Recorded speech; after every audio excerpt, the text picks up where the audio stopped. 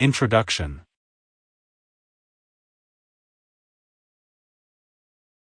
Storytelling is as old as humanity itself.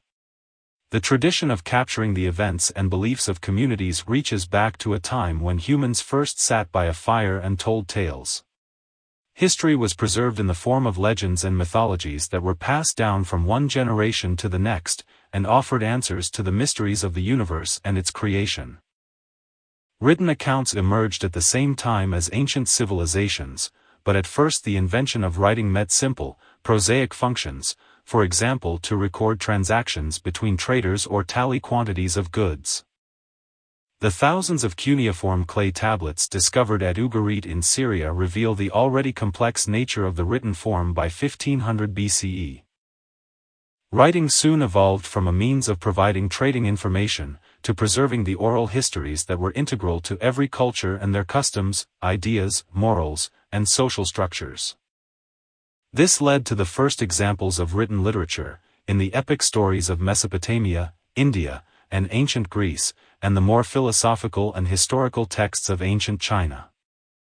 As John Steinbeck so succinctly put it in his Nobel Prize acceptance speech in 1962, literature is as old as speech.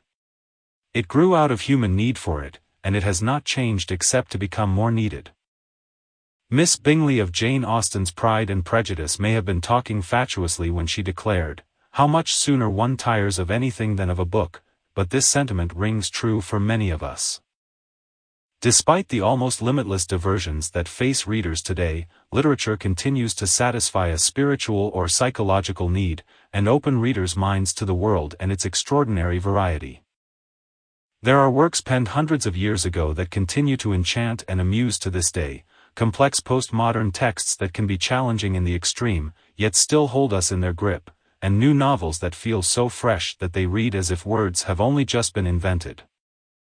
I begin with writing the first sentence, and trusting to Almighty God for the second. Lawrence Stern. Defining literature. Although the simple definition of literature is anything that is written down, the word has become primarily associated with works of fiction, drama, and poetry, and weighted with the impossible-to-quantify distinction of merit and superiority. These values are intrinsic to the canon of literature drawn upon for academic study and appreciation that has been evolving since the middle of the 19th century. The term canon was borrowed from the ecclesiastical canons of authorized religious texts. The literary canon, a collection of works commonly agreed to be of exceptional quality, was formed almost entirely from familiar works of Western European literature. Since the mid-20th century, cultural and literary theorists have done much to destabilize the canon by disputing the authority of these lists of the works of dead, white Europeans. The idea of a perceived canon of great works still stands as a useful framework, but rather than the term being used to define the same set of titles, it evolves with each new generation, which re-examines the ideology and power structures that underpin the selections of previous generations, and questions why certain other works were excluded. Arguably, studying how literature is created and testing its place in the canon may help to make us better readers. In the same spirit, this book features many titles that are traditionally regarded as great works, but explores their place in the wider story of literature, and within a richer mix of writing drawn from around the globe.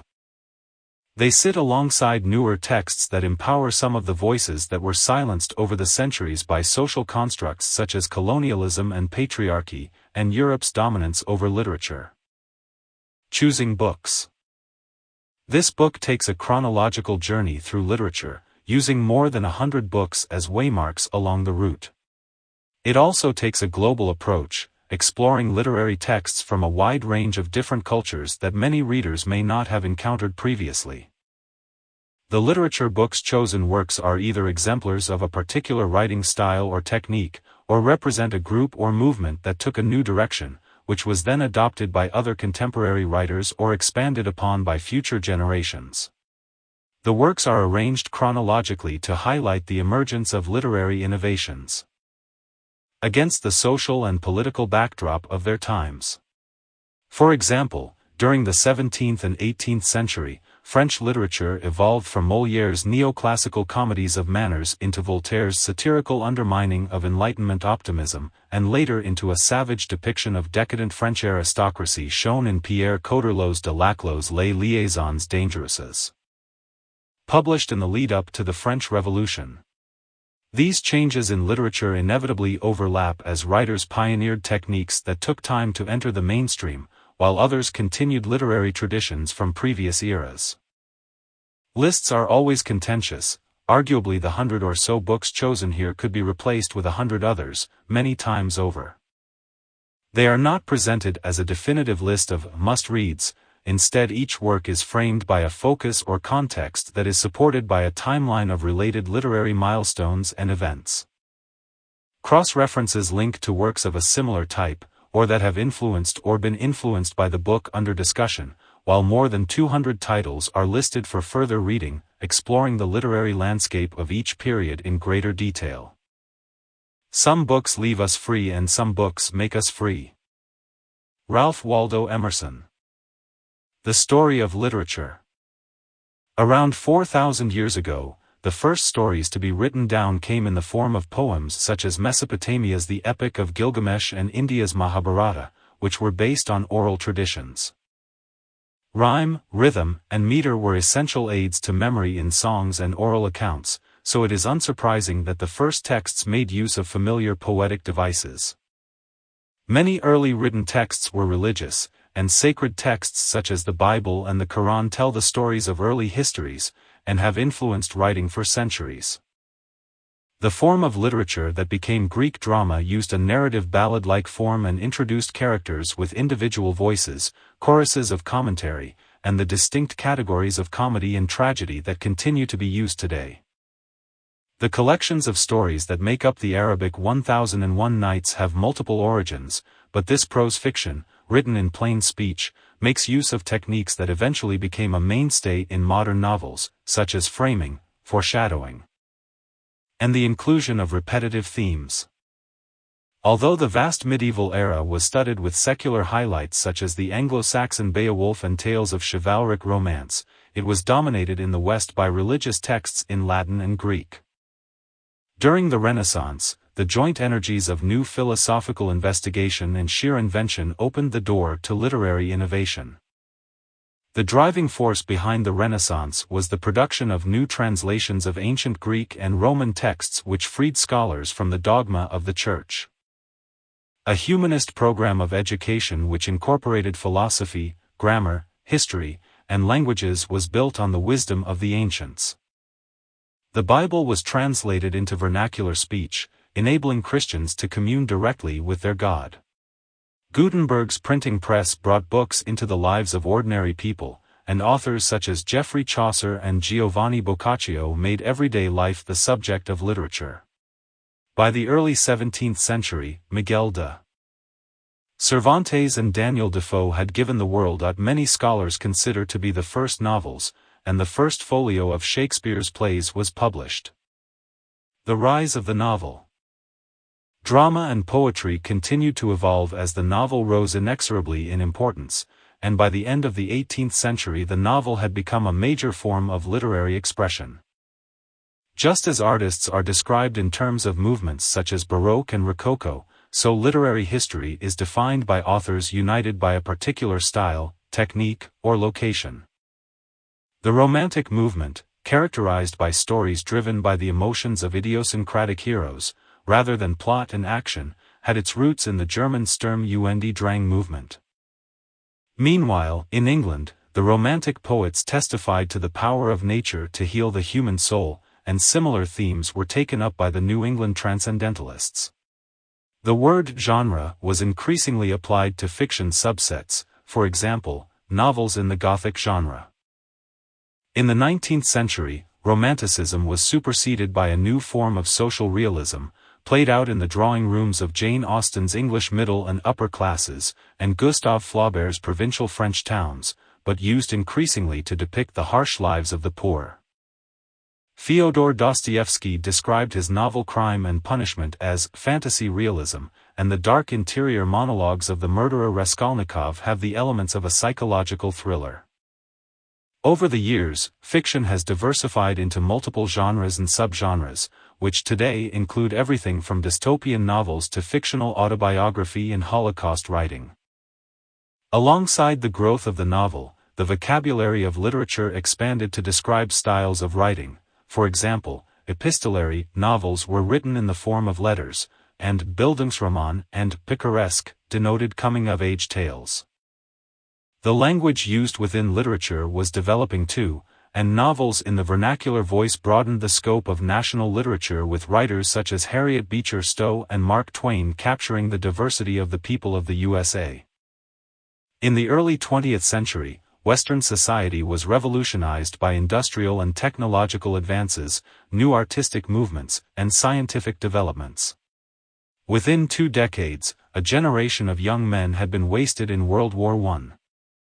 A perfect storm of literary experimentation followed, as modernist writers searched for inventive stylistic features such as stream-of-consciousness writing, and wrote fragmented narratives representing the anguish and alienation of their changing world.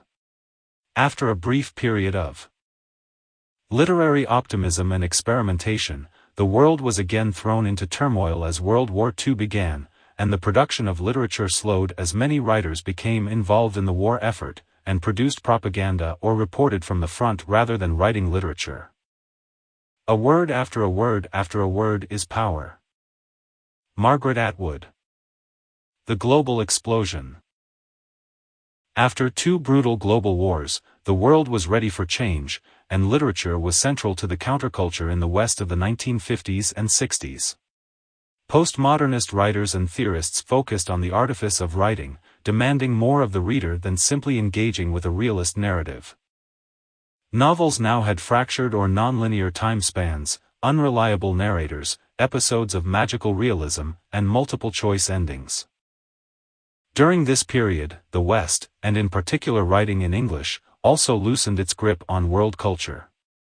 Post-colonial writing emerged in countries such as Nigeria, South Africa, and India, and authors such as Gabriel Garcia Marquez helped raise the status of a group of South American writers of extraordinary creativity.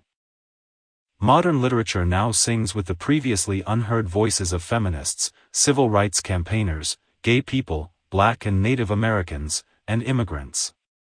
There is a healthy meritocratic blurring of distinction between classic and popular fiction. Global publishing, independent and internet publishing, global literature courses, national and international book prizes, and the growing number of works published in translation are bringing Australian, Canadian, South African, Indian, Caribbean, and modern Chinese novels, among others, to a world audience. This vast library of global literature has become both a reminder of shared connections worldwide and a celebration of difference.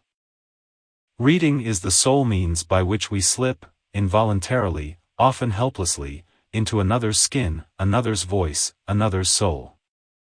Joyce Carol Oates. Introduction. Systems of writing were first used as a means of recording administrative and commercial transactions.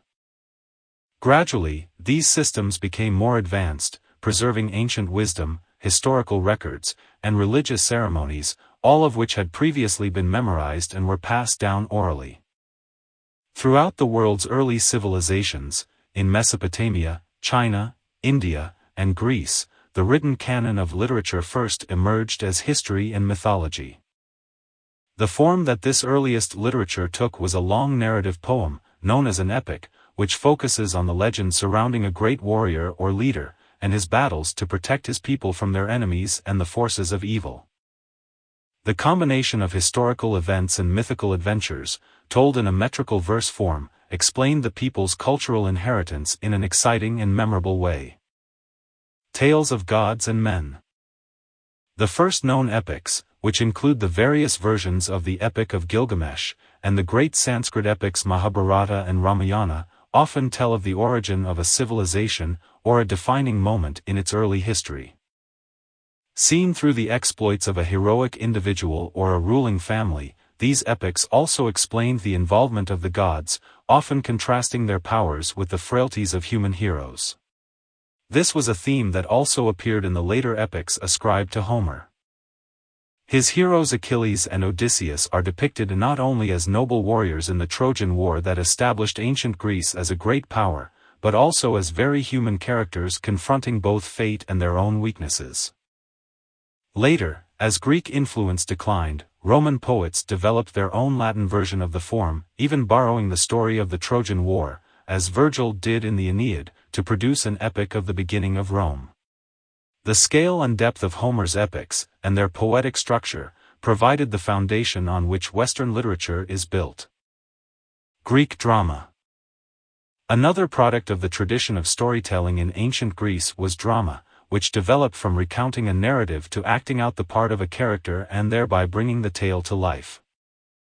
Gradually, this dramatic storytelling became more sophisticated, and by the time Athens was established as a democratic nation-state, the theater was an integral part of its culture, with dramatists such as Aeschylus, Euripides, and Sophocles producing tragedies and comedies which attracted audiences of thousands. From Europe to Asia. In Northern Europe oral storytelling prevailed, and the tales of these cultures were not written down until around the 8th century. The earliest known complete Anglo-Saxon epic, Beowulf, relates history and mythology preserved by the Scandinavian ancestors of the English. The later Icelandic sagas also drew from the Norse legends. Meanwhile, in mainland Europe the nobility were entertained by professional poets. Some poets took their subject matter from the mythology of ancient Greece and Rome, while the troubadours of southern France chose stirring stories of Charlemagne and his men in battle with the Islamic Moors and Saracens. The trouvères of northern France, in contrast, recited lyrical and passionate tales of chivalry and courtly love about the reign of the legendary King Arthur of Britain. Further east, during the Golden Age of Islamic culture in the late medieval period when scholarship was held in high esteem, epic narrative tales such as those in the 1001 Nights were valued for their capacity to entertain, although poetry was considered to be the highest form of literature. In ancient China, too, heroic legends were considered more a form of folklore than literature, and the first written texts to be accorded the status of classics were those that preserved the history, customs, and philosophy of the culture. Along with these factual texts, however, was a collection of odes that provided a model for Chinese poetry for centuries, reaching its high point under the emperors of the Tang dynasty. In the 11th century, Japan, which had been dominated by Chinese culture, produced its own distinctive literature in the Japanese language. Fictional prose accounts of life in the Heian court developed from the ancient chronicles of the ruling dynasties, anticipating the emergence of the novel in Europe. In context. Focus. Bronze Age literature before 30th century BCE systems of writing first emerge in Mesopotamia and Egypt. C. 2600 BCE The earliest known texts, although not literary ones, are written on tablets, in the Sumerian language, at Abu Salabik, Mesopotamia. C. 2285, 2250 BCE The earliest known author, Akkadian princess and priestess in Hejuana, lives and works in the Sumerian city of Ur.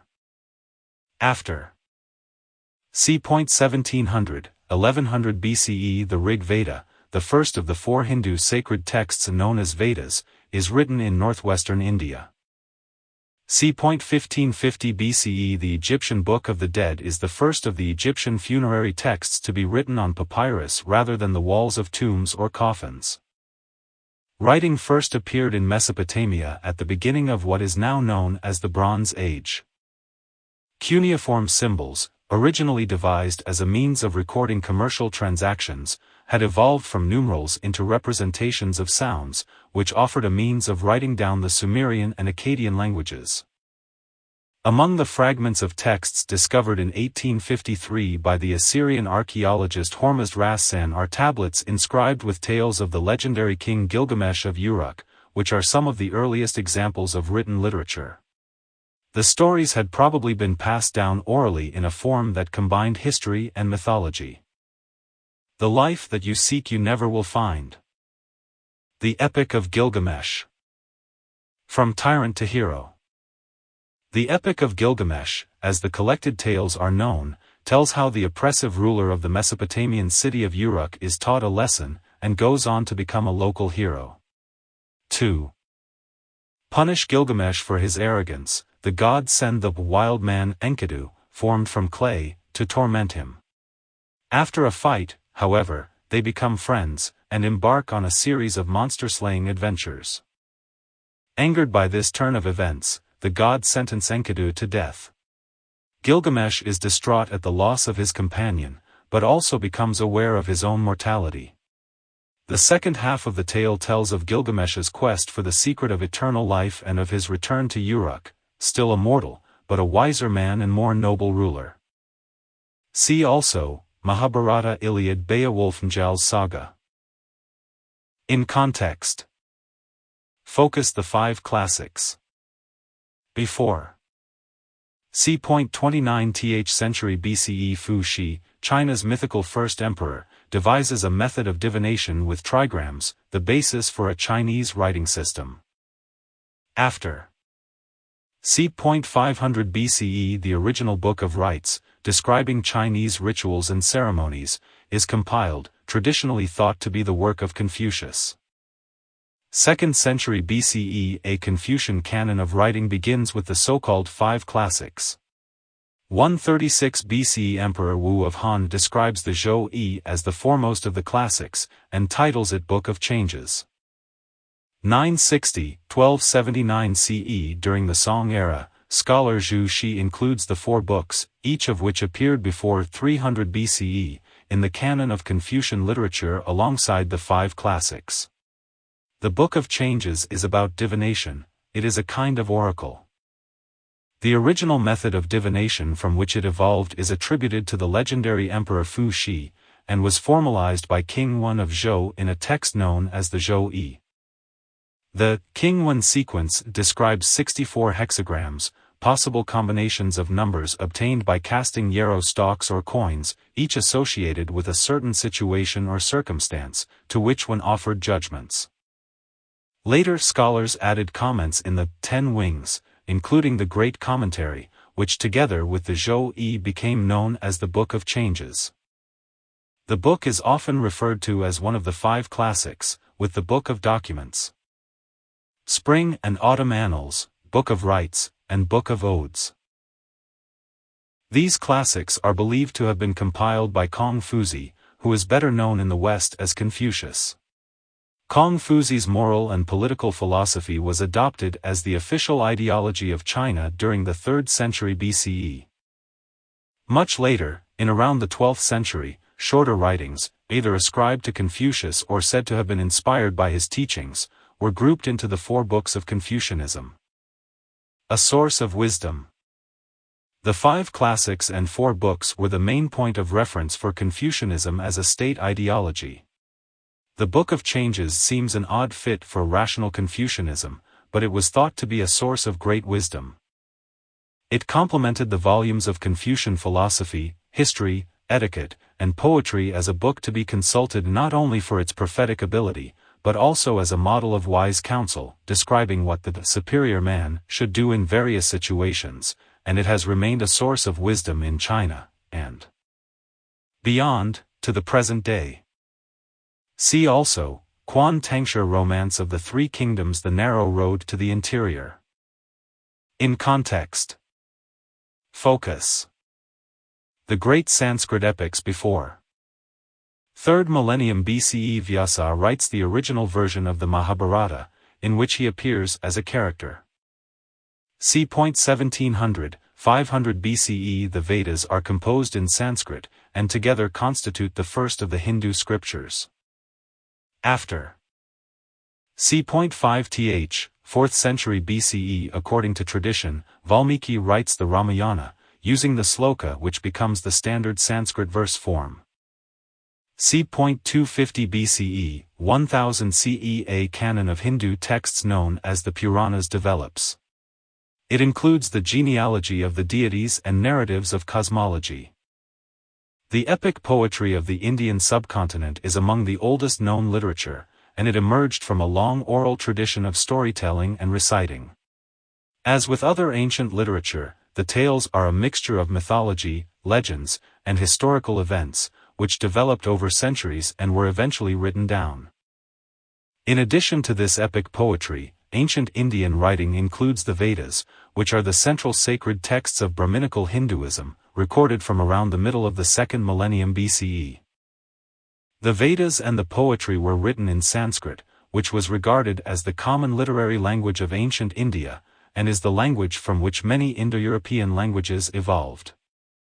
Up to the 1st century CE, Sanskrit literature was dominated by the Vedas and two great epic poems, the Mahabharata and the Ramayana.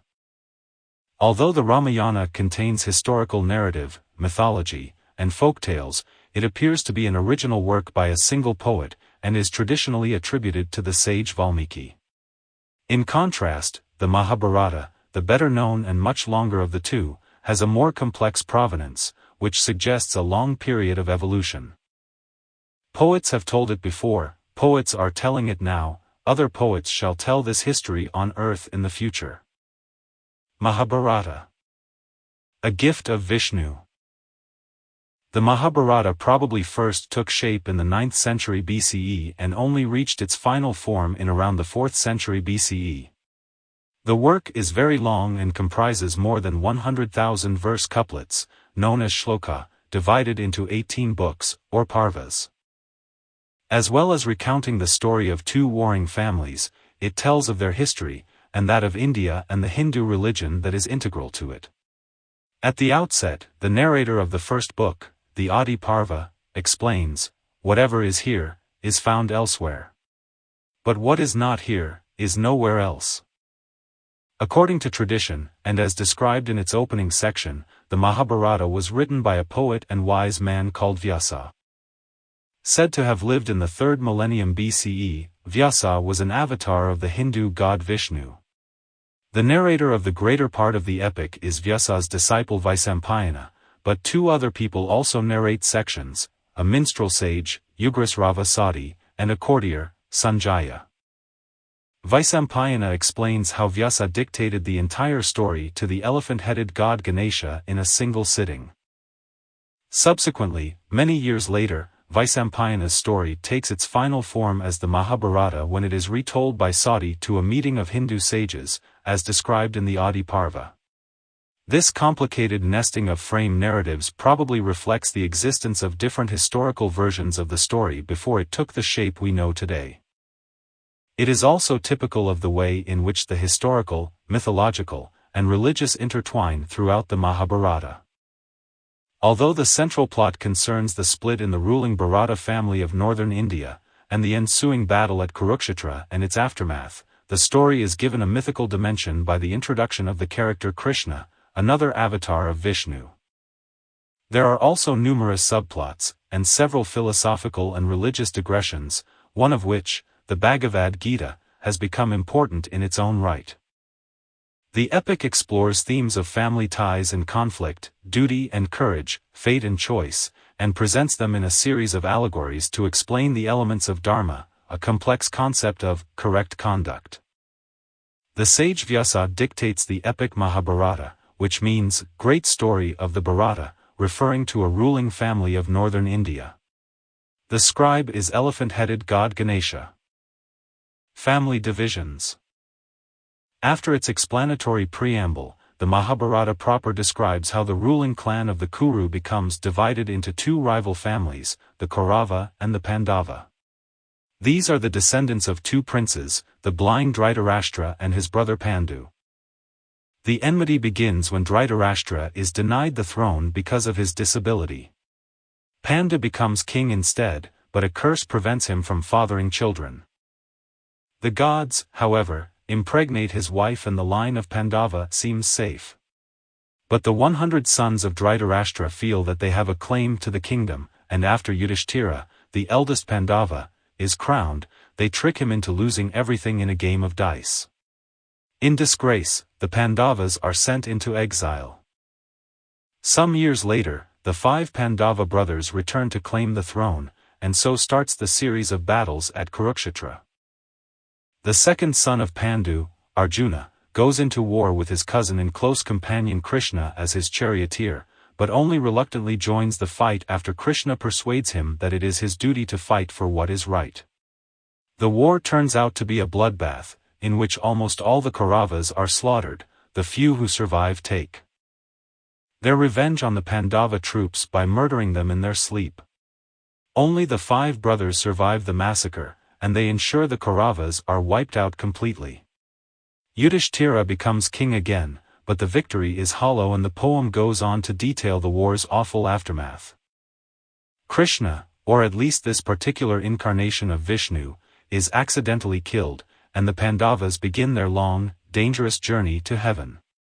Only at the very end are the brothers reunited, and reconciled with their cousins the Kauravas, in the spiritual world. Man is not the master of destiny, but a wooden doll that is strung on a string. Mahabharata. Arjuna's desire to behave in accordance with Dharma causes him to waver before acting, but his charioteer Krishna guides him on the path of correct conduct. Moral dilemmas.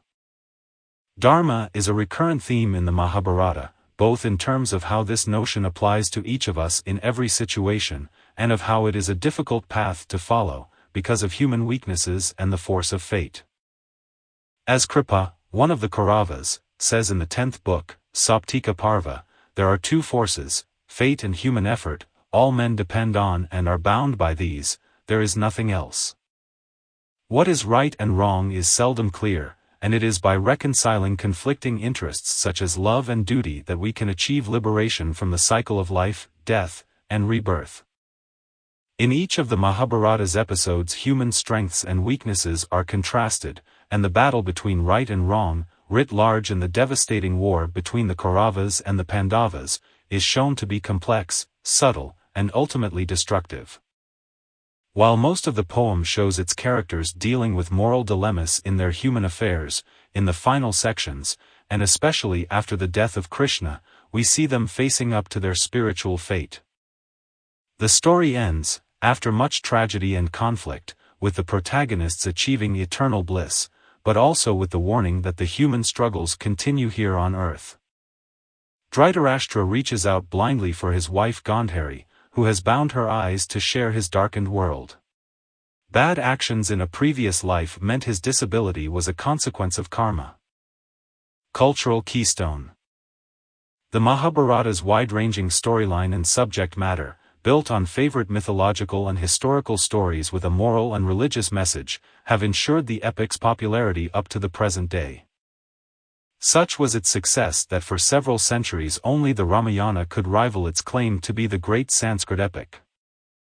While it cannot match the Mahabharata for sheer scope and excitement, the Ramayana is more consistent and elegantly poetic, and together the two inspired a school of Sanskrit epic poetry that flourished from the 1st to the 7th century CE. As sources of Hindu wisdom and Indian history and mythology, the great epics enjoy a cultural value in India comparable with Homer's Iliad and Odyssey in the West. When the gods deal defeat to a person, they first take his mind away, so that he sees things wrongly. Mahabharata.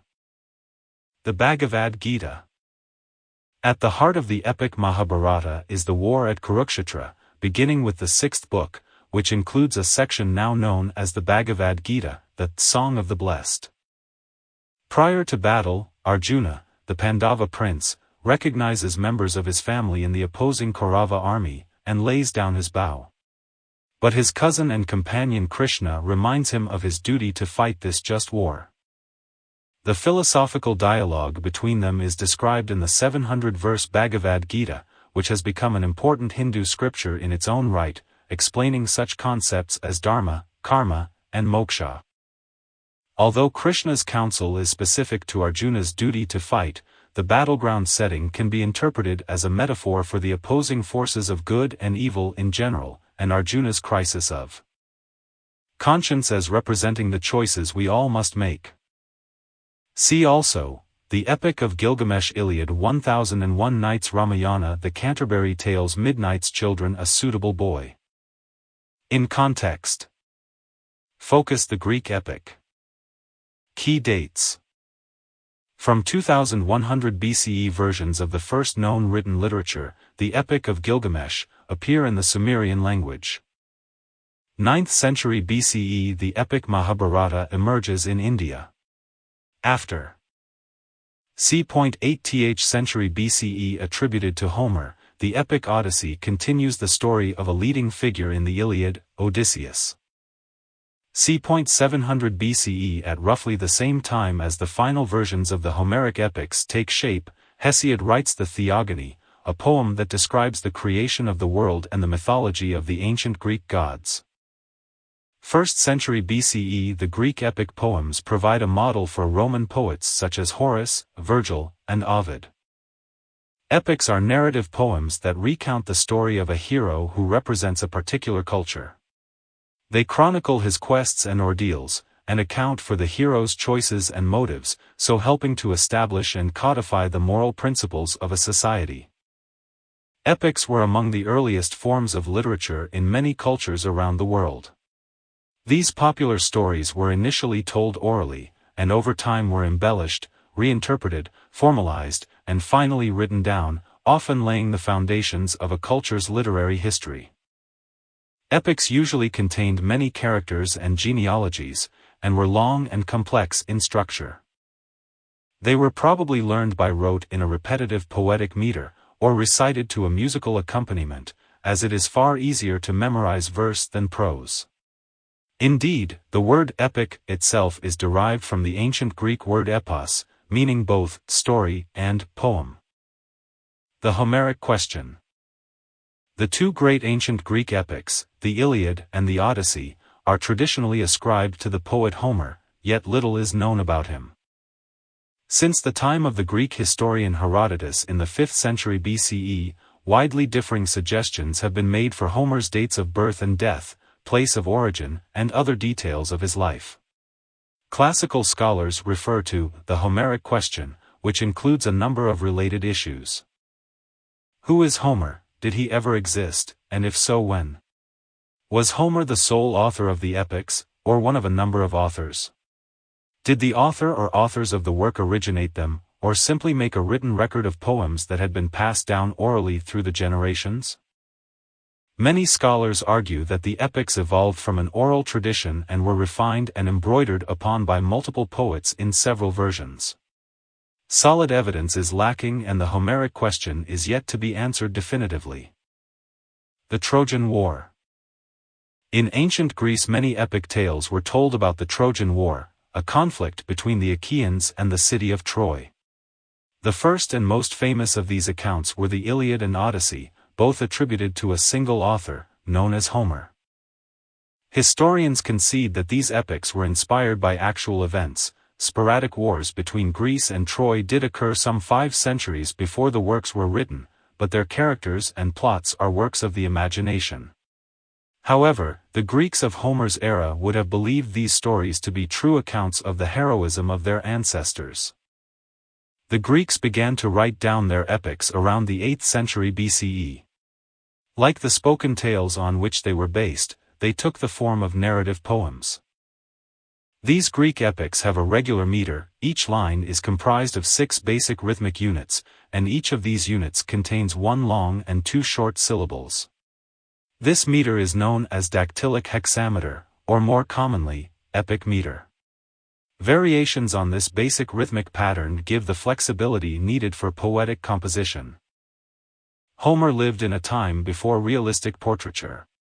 This bust is based on images of the writer that appeared only in the 2nd century BCE. The Greeks and Trojans were helped or hindered by the gods, who used the conflict to fight their own battles. Hera, Athena, and Poseidon were aligned with the Greeks, while Apollo, Aphrodite, and Artemis supported the Trojans. Zeus remained largely neutral. Drink deep of battle. Iliad. A tale of gods and men.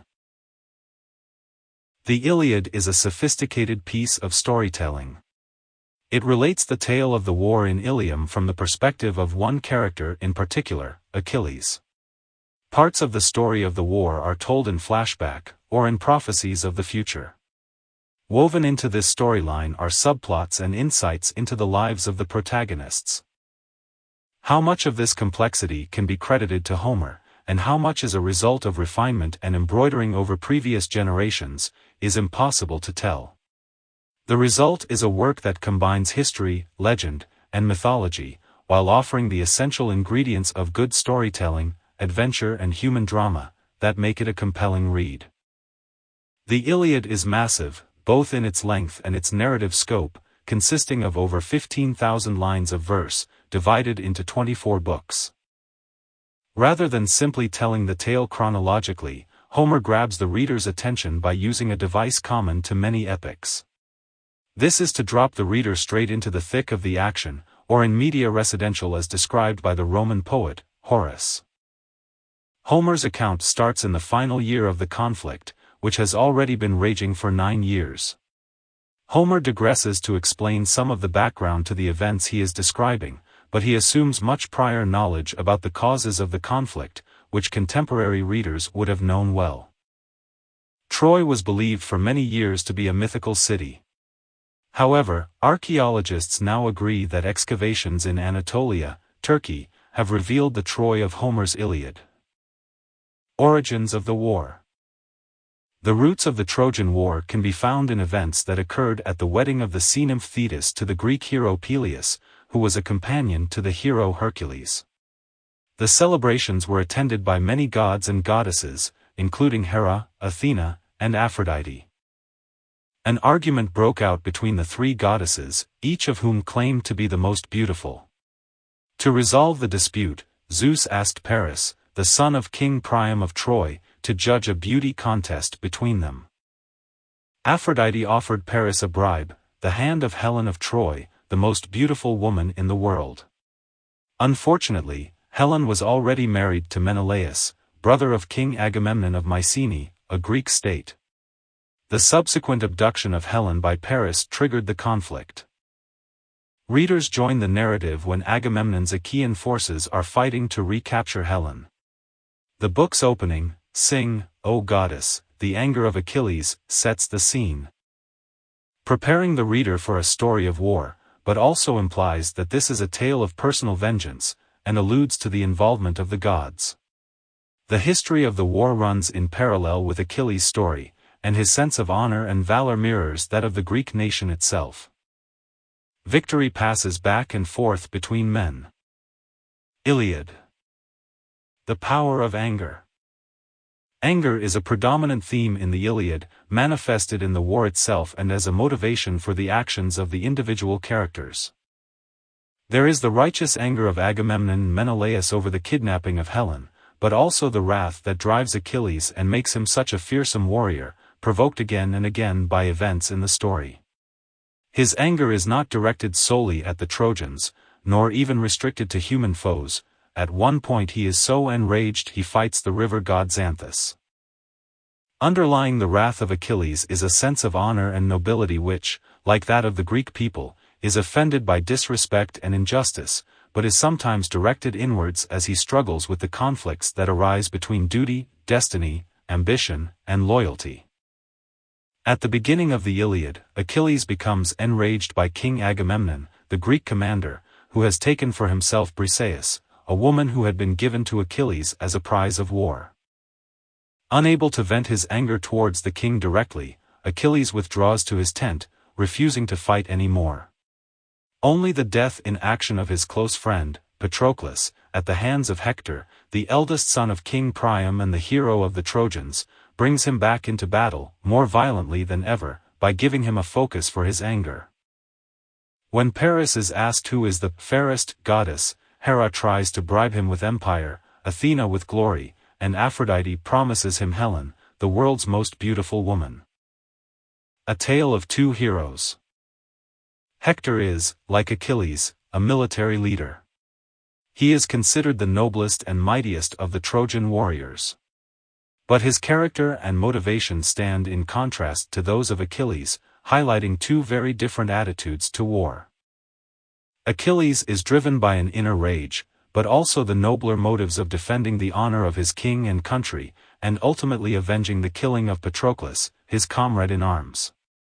Hector fights out of loyalty, to Troy, of course, but also to his family. As well as being protective of his younger brother, Paris, whose abduction of Helen has caused the war, he is loyal to his father, Priam, who is portrayed as a wise and benevolent king. Achilles is the professional soldier, with few family ties, and Hector the reluctant but fierce fighter, defending home and family rather than honor. Homer portrays both men as noble, but not without their flaws. Their characteristics and situations are metaphors for the contrasting values of society and those of the individual, and those of duty and responsibility compared with loyalty and love. Neither side is wholly right or wrong, but in this war one must emerge victorious.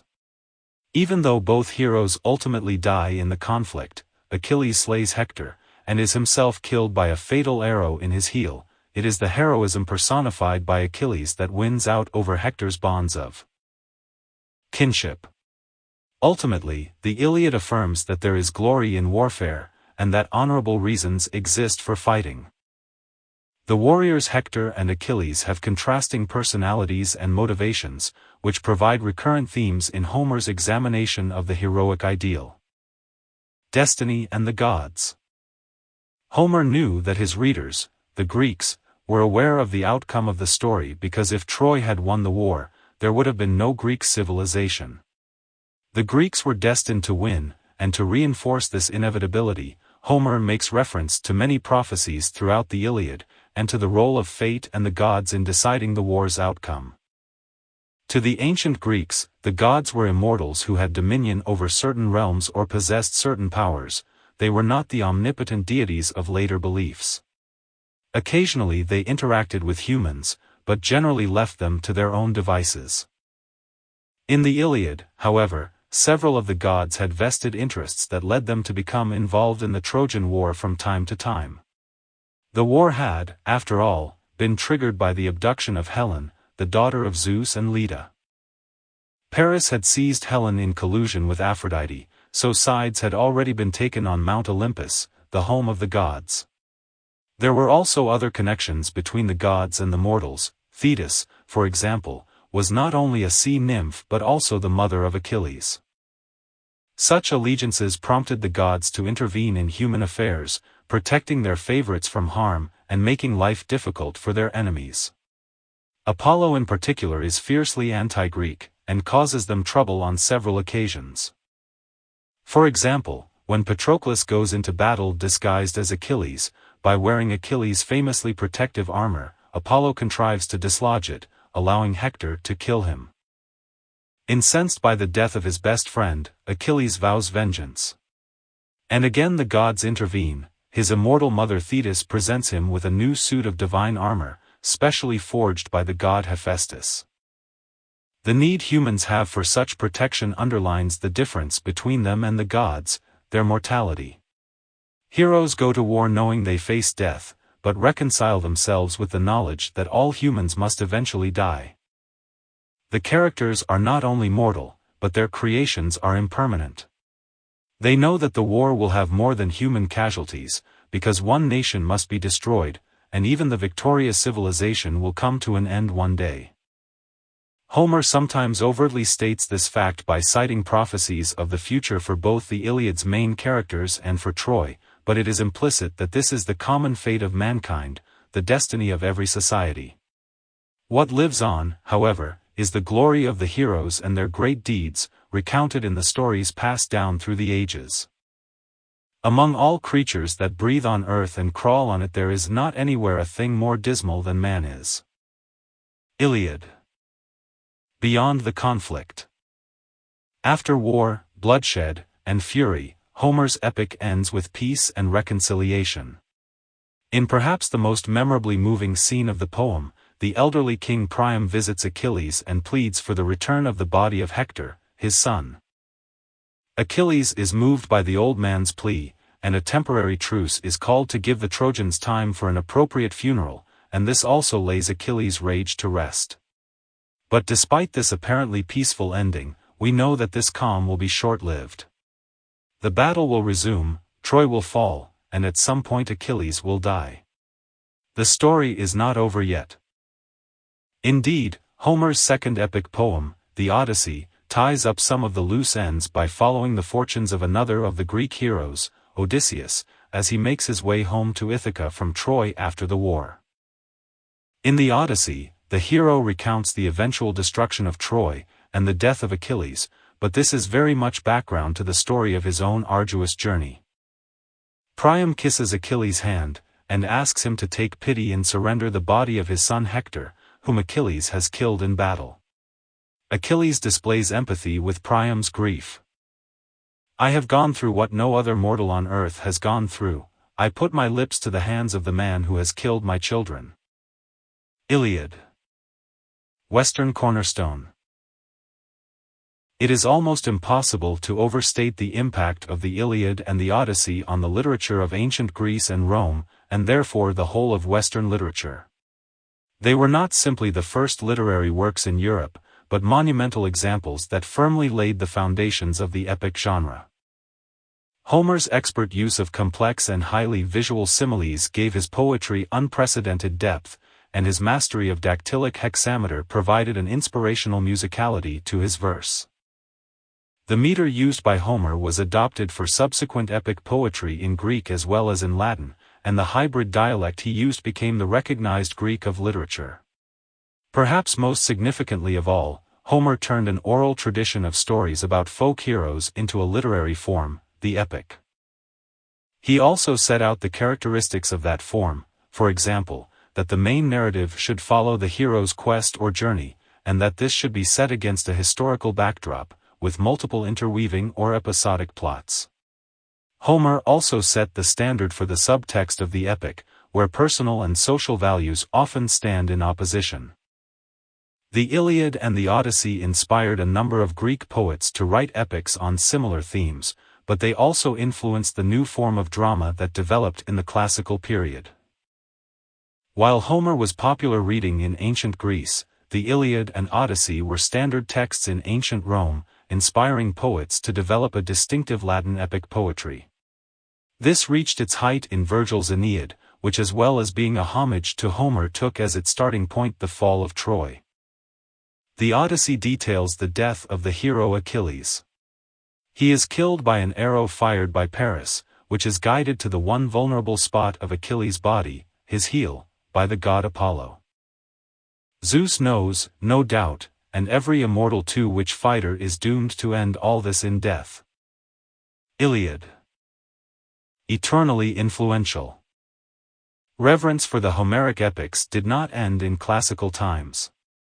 Homer's works were widely read and studied in the Middle Ages, and their stories have been retold countless times over the centuries in different forms. Homer's ancient poems can be considered the antecedents of medieval sagas, as well as the novel. Since the beginning of the 20th century, other forms of mass-audience storytelling, from movies to television series, have followed the epic model, and are deeply indebted to Homer for their structure and cultural relevance. See also, the Epic of Gilgamesh, Oedipus the King, Aeneid, Beowulf, Odyssey, Theogony, Metamorphoses, Digenis, Acritas, The Tale of Igor's Campaign, Ulysses. In context.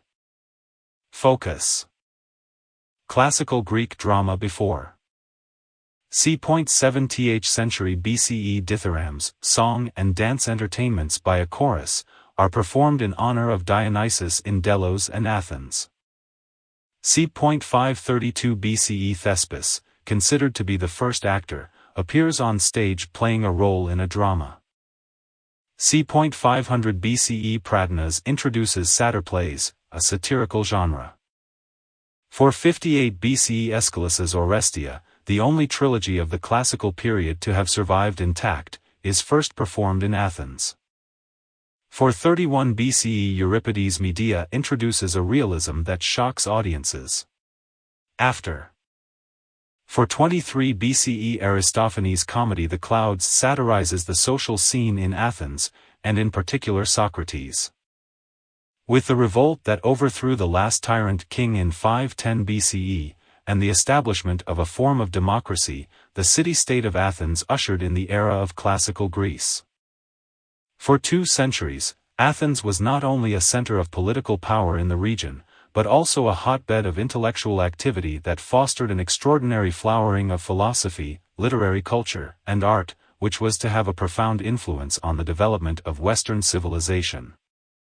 Classical Greek culture was dominated by the achievements of Athenian thinkers, artists, and writers, who developed aesthetic values of clarity, form, and balance, principles that were epitomized by classical architecture. A human-centered view also influenced the development of a comparatively new literary art form, drama, which evolved from religious performances by a chorus in honor of the god Dionysus. Sophocles. Sophocles was born in Colonus, near Athens. He showed an early aptitude for music, and through this became interested in the art of drama, encouraged and perhaps trained by the innovative tragedian Aeschylus. With his first entry in the Dionysia theatre contest in 468 BCE, he won first prize from the reigning champion Aeschylus, and he soon became the most celebrated tragedian of his generation. In all, he wrote more than 120 plays, of which only a handful have survived intact. Sophocles was also a respected member of Athens society, and was appointed as a treasurer in Pericles' government and later as a military commander. He married twice, and both his son Iophon and grandson Sophocles followed in his footsteps as playwrights. Shortly before his death in 406 BCE, he finished his final play, Oedipus at Colonus, which was produced posthumously by his grandson. Other key works. c. 441 BCE Antigone, c. 429 BCE Oedipus the King, c. 409 BCE Electra. The birth of drama. By the beginning of the classical era, religious performances had changed from essentially musical ceremonies to something more like drama as we know it today, with the addition of actors to play the parts of the characters in a story, rather than simply narrating. This new form of entertainment was enormously popular, and formed the focal point of an annual festival of Dionysia, which was held over several days in a custom-built open-air theater that attracted audiences of up to 15,000 people. Writers submitted work to be performed at the festival, in the form of a trilogy of tragedies followed by a comic play, and competed for prestigious prizes. 3 dramatists dominated the prize winners list for much of the 5th century BCE, Aeschylus, Euripides, and Sophocles. Their contribution, which amounted to several hundred plays, set a definitive standard for the art of tragedy. Aeschylus, as the earliest of the 3 great tragedians, is generally considered the innovator, initiating many of the conventions associated with the form. He is credited with expanding the number of actors in his plays, and having them interact in dialogue, which introduced the idea of dramatic conflict. Where formerly the chorus had presented the action of the drama, the actors now took center stage, and the chorus took on the role of setting the scene and commenting on the actions of the characters. The move towards a greater realism was sustained by Euripides, who further reduced the role of the chorus, and presented more three-dimensional characters with more complex interaction. Delphi's theater has 3 spaces: the stage, the orchestra or chorus, and the amphitheater. It was built in the 4th century BCE and could seat about 5,000 people. Breaking with convention. Of the 3 great dramatists, it is Sophocles whose tragedies have come to be regarded as the high point of classical Greek drama. Sadly, only 7 of the 123 tragedies he wrote have survived, but of these perhaps the finest is Oedipus the King.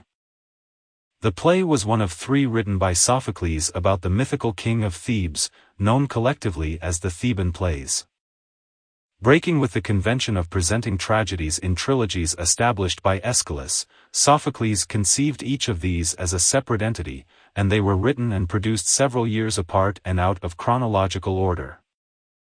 In Oedipus the King, Sophocles created what is now regarded as the epitome of classical Athenian tragedy. The play follows the established formal structure, a prologue, followed by the introduction of characters and the unfolding of plot through a series of episodes interspersed with commentary from the chorus, leading to a choral exodus or conclusion.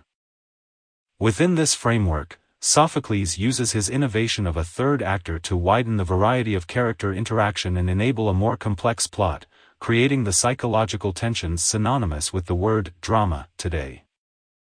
Typically, a tragedy of this sort was the story of a hero suffering a misfortune that leads to his undoing, traditionally at the hands of the gods or fate. As classical tragedy developed, however, the hero's reversal of fortune was increasingly portrayed as the result of a frailty or fault in the character of the protagonist, the fatal flaw. In Oedipus the king, both fate and character play their part in the tragic events. The character of Oedipus is also far from black and white. At the beginning of the play he appears as the respected ruler of Thebes, to whom the people turn to rid them of a curse, but as the plot unfolds his unwitting involvement in the curse is revealed. This revelation contributes to the atmosphere of foreboding that was a characteristic of the best classical tragedies. The sense of doom arose from the fact that many of these stories were already well known, as that of Oedipus must have been. Such a situation creates tragic irony, when the audience is aware of a character's fate and witnesses his unsuspecting progress towards inevitable doom. In Oedipus the King, Sophocles ratchets up this atmosphere of inevitability by introducing various references to prophecies that were made many years before, which both Oedipus and his wife Jocasta have ignored. The story is not so much about the events that lead to Oedipus's downfall, as about the events that prompt revelations of the significance of his past actions. The greatest griefs are those we cause ourselves. Oedipus the King. Tragedy foretold. The chain of events begins with Thebes stricken by plague. When consulted, the oracle at Delphi says that the plague will abate when the murderer of Laius, the former king of Thebes and previous husband of Jocasta, is found. Oedipus seeks the advice of the blind prophet Tiresias to find the killer. This puts Tiresias in a difficult position because, although blind, he can see what Oedipus cannot, that Oedipus himself is the unwitting murderer, and advises him to let the matter rest. But Oedipus demands the truth, and then furiously refuses to believe the prophet's accusation, while Tiresias further reveals that the killer will turn out to be the son of his own wife. A rattled Oedipus recalls a visit to Delphi as a youth, where he had gone to determine his true parentage, having overheard that he had been adopted. Instead, the oracle told him that he would murder his father and marry his mother. So had fled, journeying towards Thebes. On his way to the city, he had met and killed an older man who barred his way. The significance of this is not lost on the audience, especially when Sophocles introduces Jocasta, Oedipus's wife and the widow of Laius, who comforts Oedipus by arguing that prophecies are untrue. There was a prophecy that Laius would be killed by his son, she says, when he was slain by bandits. This information makes clear to the audience that the prophecy given to Oedipus has been self-fulfilling. It prompted him to leave home and set in motion the events that led to his unconsciously killing his own father Laius and becoming king of Thebes in his place, with his own mother Jocasta as his wife. The climax is reached as things become clear to Oedipus. He reacts by blinding himself. The chorus, which has throughout the tragedy expressed the inner thoughts and feelings that could not be expressed by the characters themselves, closes the drama by repeating to an empty stage that no man should be considered fortunate until he is dead. An ancient house mosaic depicts masks used in tragedies. Actors often wore masks, some with exaggerated expressions, to help convey the character they were representing. Why should anyone in this world be afraid, since fate rules us and nothing can be foreseen? A man should live only for the present day. Oedipus the King. The Western tradition. Oedipus the King gained immediate approval with Athenian audiences, and was hailed by Aristotle as probably the finest of all classical Greek tragedies. Sophocles' skillful handling of a complex plot, dealing with themes of free will and determinacy, and the fatal flaw of a noble character, not only set a benchmark for classical drama, but also formed the basis of the subsequent Western tradition of drama. Following their deaths, there were no Greek tragedians of the same stature as Aeschylus, Euripides, and Sophocles. Drama continued to be a central part of Athenian cultural life, but the plaudits were more often given to the producer or actors than the writer himself. The comedies of Aristophanes also helped to fill the void left by the absence of great tragedy, and gradually popular taste grew for less serious drama. Even today, however, the tragedies of the classical Greek period remain significant, not least for their psychological exploration of character, which Freud and Jung used in their theories of the unconscious, drives, and repressed emotion. The surviving works of the Athenian tragedians, and Oedipus the King in particular, were revived during the Enlightenment, and have been performed regularly ever since, with their themes and stories reinterpreted by many writers. Aristophanes' comedy Wealth, performed here by modern actors, is a gentle satire that focuses on life, and the distribution of wealth, in Athens. Aristotle's Poetics c. 335 BCE. Aristotle held the tragedians in high regard, and his Poetics is a treatise on the art of tragedy. He saw tragedy as a mimesis of an action, one that should arouse pity and fear. These emotions are given a catharsis, a purging, by the unfolding of the drama. The quality of such a tragedy is determined by 6 elements: plot, character, thought, diction, spectacle, and melody. The plot must be a unity of action, with a beginning, middle, and end.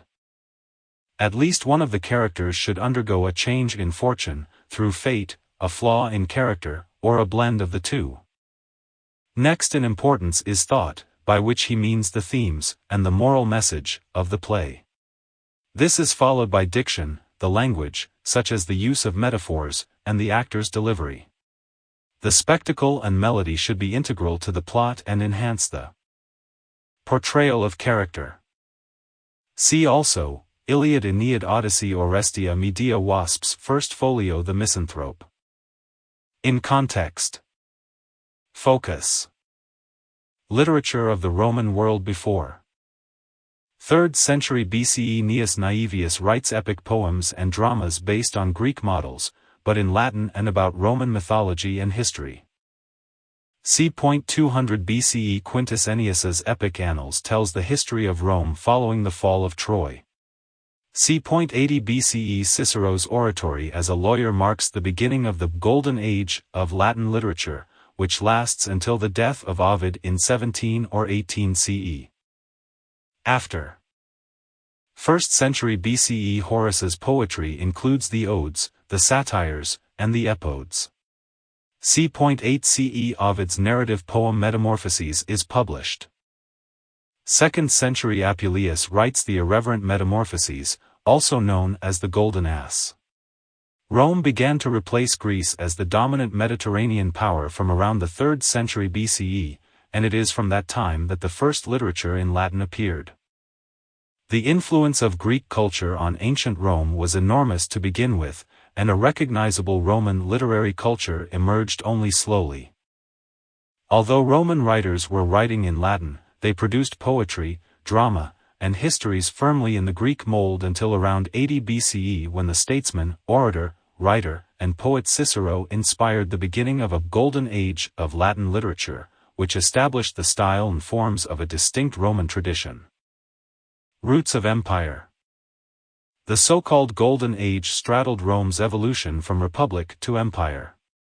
This transformation, which involved the turmoil of civil wars, was reflected in a shift from the historical and rhetorical writings of Cicero, Sallust, and Varro, to the poetic works of Horace, Ovid, and Virgil, especially during the reign of Emperor Augustus from 27 BCE. Acknowledged during his lifetime as Rome's leading literary figure, Virgil wrote a number of poetic works, but it is for his epic Aeneid that he achieved lasting respect. His story of the ancestry of Rome was possibly commissioned by Emperor Augustus, and the rising tide of pride in the new imperial era no doubt played some part in the patriotic poem's success. Despite its nationalistic theme, the Aeneid has its roots in Greek literature, and especially Homer's Iliad and Odyssey, on which it is largely modeled, sharing the same regular poetic meter, or classical epic meter. The 12 books of the Aeneid recount the journey of Aeneas from his home in Troy to Italy, and the war in Latium, which ultimately led to the foundation of Rome. Endure the hardships of your present state, live, and reserve yourselves for better fate. Aeneid. A Homeric achievement.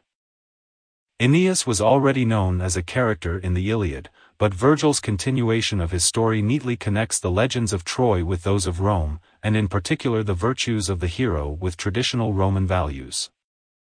Virgil begins the poem Arma Virumque Cano, stating his themes in a similar way to the Iliad, and takes up Aeneas's story on his way to Italy as he is forced by a storm to land in Carthage. Here, he tells Queen Dido of the sack of Troy. Feigning retreat, the Greeks had hidden offshore and left behind a vast, wheeled wooden horse. The Trojans were persuaded by a Greek agent that the horse was under Athene's protection and would make Troy impregnable. At night, after the Trojans had taken it within the walls, a select band of warriors emerged and opened the gates for the returned Greek army. Throughout the epic, Virgil emphasizes Aeneas's pietas, his virtue and duty, which is steered by fate and the intervention of the gods, taking him from his home to his destiny in Latium. The Aeneid not only secured Virgil's reputation as a distinctly Roman writer, but went on to become probably the most respected work in Latin. Virgil was revered as a writer throughout the Middle Ages, and appears as the guide in Dante's Divine Comedy. Stories from the Aeneid have been retold continuously since it first appeared, and the idea of danger represented by the Trojan horse, beware of Greeks bearing gifts, has entered popular culture. Virgil. Publius Virgilius Maro was born in 70 BCE in Mantua, northern Italy. He spent much of his early life in this part of the Roman Republic, and wrote his poems of rustic life, the Eclogues, there. Virgil's next major work, the Georgics, was dedicated to his patron, the statesman Gaius Maecenas. Virgil also befriended Octavian, who was to become Emperor Augustus, and established himself in Rome as a poet alongside Horace and Ovid. He began work on his magnum opus, the Aeneid, in around 29 BCE, encouraged by Octavian, and continued writing and revising it until his death from fever in 19 BCE. It is said that on his deathbed Virgil asked that the Aeneid be destroyed, possibly because of his disappointment with Augustus's reign, but it was published posthumously on the orders of the emperor. Other key works. C.44, 38 BCE Eclogues. 29 BCE Georgics. See also, Iliad Metamorphoses, The Golden Ass, The Divine Comedy, Paradise Lost. In context. Focus. Anglo-Saxon literature before 7th century CE. Cadman, a shepherd-turned-monk at Whitby Abbey, writes a hymn that is the first known example of a poem in Old English. C.8th century CE. Fragments of runic inscription carved on the Ruthwell Cross, now in Scotland but once part of the Kingdom of Northumbria, are lines from a poem now known as The Dream of the Rood, which blends warrior imagery with the crucifixion story. After C.1000 the epic poem Waldir is transcribed. Only 2 fragments have survived, but they offer insights into the Anglo-Saxon warrior ideal. 10th century Benedictine monks compile an anthology of Anglo-Saxon poetry now known as the Exeter Book. Although academic opinions differ about the exact date Beowulf was written, it is the earliest Anglo-Saxon epic poem to survive in its entirety. It is told in the language now known as Old English, or Anglo-Saxon, which developed from the Germanic languages brought over to Britain by Scandinavian invaders, and remained the common language until the Norman conquest in 1066. Old English was widely spoken in England and southern Scotland from the 5th century, but written literature in the vernacular only emerged gradually. During the 7th century, Britain underwent conversion to Christianity. Latin was the language of the literate classes, and used in the Christian monasteries and abbeys where manuscripts were created. But by the reign of King Alfred, Old English translations of Christian Latin texts were appearing alongside original texts. Each of us must expect an end of living in this world, let him who may win glory before death, for that is best at last for the departed warrior. Beowulf. An oral tradition. It is likely that Beowulf dates from between the 8th and early 11th centuries, because it appears to have been written from a Christian perspective, in spite of its pagan subject matter. It is not clear whether Beowulf was composed by the person or persons who wrote the original manuscript, or whether this was a transcription of an older poem. There was an Anglo-Saxon oral tradition of storytelling by reciters of poetry known as scops, mentioned in several Old English texts including Beowulf, and it is possible that the poem had been passed down orally many years before it was recorded. Like its language, the poem's story has its roots in Scandinavia, and deals with the legends of the people there, including several historical figures from around 500 CE. It tells of the life and exploits of a Geatish warrior, Beowulf, who comes to the aid of Hrothgar, king of the Danes, to rid the land of the monster Grendel and then Grendel's mother. Beowulf progresses from a brash young adventurer to become a respected king of the Geats, following Hrothgar's advice to incline not to arrogance, famous warrior. His final battle is to save his own people from a dragon. Both epic and elegy. As well as the story of a monster-slaying hero, and the battle of good and evil, the poem deals with themes of loyalty and brotherly love, the ephemeral quality of life, and the danger of pride and arrogance in the face of humanity's inevitable doom. The English writer and scholar J.R.R. Tolkien argued that Beowulf is as much an elegy as an epic, mournful as well as heroic, not just a lament for the death of the eponymous hero, but also a nostalgic elegy for a dying way of life, and of our struggles against fate. Although the manuscript of Beowulf was preserved in the late 10th or early 11th century Noel Codex, it was regarded as simply a historical artifact until the 19th century, when the first translations into modern English were made. Not until the 20th century, largely due to Tolkien's championing of the work, was its literary merit recognized. Beowulf has now been translated countless times into many languages, and as well as its popularity in its own right, the poem has influenced much recent fantasy literature. Poetry in Old English. Beowulf is in the form of an epic poem, 3,182 lines long, in a declamatory style and using idiosyncratic Anglo-Saxon poetic devices.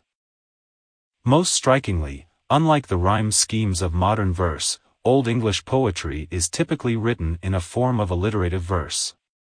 Each line is divided into two halves, which are linked not by the rhyming of the ends of words, but by the similar sounds of the beginnings of words or syllables. The two halves of each line are often divided by a caesura, or pause, effectively marking them as an alliterative couplet. Another feature is a metaphorical device known as a kenning, a figurative compound word in place of a less poetic single word, such as Hildenadra for arrow. Devices such as these pose problems for the translator into modern languages, especially given the richness of allusion in Old English. See also, the Epic of Gilgamesh, Mahabharata, Iliad, Aeneid, Lancelot, the Knight of the Cart, Njals Saga, Canta de Mio Cid, the Divine Comedy, The Lord of the Rings. In context. Focus. Early Arabic literature before 610, 632. According to Islamic belief, the Quran is revealed to Muhammad by God. 8th century. A collection of 7 pre-Islamic poems, some dating to the 6th century, are written in gold on linen, and are said to have been put up on the walls of the Kaaba at Mecca. They are known as al-Mu'allakat. After. C. 990, 1008. Badi al-Zaman al-Hamadani writes Makamat, a collection of stories in rhymed prose that relate the encounters of the witty Abulfath al-Iskandari. 13th century. The story of Bayad and Riyad, a romance about the love of a merchant's son for a foreign court lady, is written in Islamic Andalusia. Across the Arab world there is a long tradition of storytelling, with folktales passed down orally through many generations. However, from the 8th century onwards, with the rise of flourishing urban centers and a sophisticated Arabian culture that prospered under the guidance of Islam, a widening distinction was made between al-Fusha and al-Amiyah. Pre-Islamic literature written in the vernacular, including traditional folktales, fell out of favor with the educated elite, and writers of Arabic literature turned away from composing works of imaginative prose to focus instead on poetry and non-fiction. A golden age of Islamic literature. By the mid-8th century, the territory controlled by Muslims stretched from the Middle East across Persia into the Indian subcontinent, and from North Africa into Iberia. Sophisticated urban societies throughout the Islamic world became cultural as well as political centers. This was the beginning of an Islamic Golden Age, which lasted for around 500 years. Centers of learning, such as the House of Wisdom in Baghdad, attracted polymaths, proficient in science, philosophy, and the arts, as well as scholars of the Islamic holy book, the Quran. The Quran is the word of God, revealed to Muhammad, so it is considered not only a source of religious knowledge, but also the model for Arabic literature. Its style and language greatly influenced the classical Arabic literature that flourished from the 8th century onwards, mostly in the form of poetry, which was held in much higher regard than narrative fiction. The appeal of stories. Yet despite the emphasis placed on the high art of poetry, there was a continuing public appetite for a good yarn. Although not highly regarded by Arabic scholars, the collection of tales that appeared under various titles over the next few centuries, but which are now known as the 1001 Nights or the Arabian Nights, was perennially popular. The collection came together in a chaotic fashion over several centuries, and no canonical version of the tales exists. Storytellers combined ancient Indian, Persian, and Arabic tales, with more stories being added over the centuries. The oldest Arabic manuscript still in existence is believed to have been put together in Syria in the late 15th century. It is written in everyday language that offers a strong contrast to the classical Arabic of poetry and the Quran.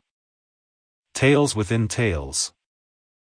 The structure of the 1001 Nights takes the form of a frame narrative, where one story contains all the others within it. The framing device is the tale of Princess Scheherazade, who faces execution by her husband, Prince Shahryar.